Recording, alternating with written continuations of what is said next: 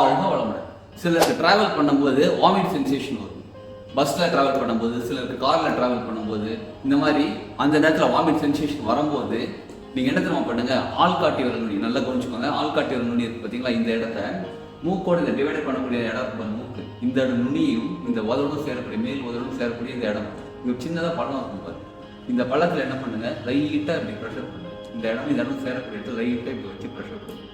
ஒரு clock wise ஒரு 3 times, anti clock wise ஒரு 3 டைம் போட்டு லைட்டாக ரொட்டேட் பண்ணிக்கோங்க. ஆள்காட்டி விரல் தான் பண்ணணும், சரிங்களா?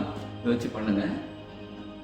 உடனடியாக அந்த வாமிட் சென்சேஷன் நிற்கும். சில எலுமிச்சம்பழம் கையில் கொண்டு போவாங்க, சில புளிப்பு மிட்டாய் சாப்பிடுவாங்க இந்த வாமிட் சென்சேஷன் வரக்கூடாதுன்னு சொல்லிட்டு. அந்த மாதிரி இருந்தும் உங்ககிட்ட எலுமிச்சம்பழம் தான் பயன்படுத்திக்கோங்க. சப்போஸ் இல்லைன்னா இதை பண்ணி பாருங்க, நிச்சயமாக உங்களுக்கு அந்த நேரத்தில் வாமிட் சென்சேஷன் கம்மியாகும், நிற்கும்.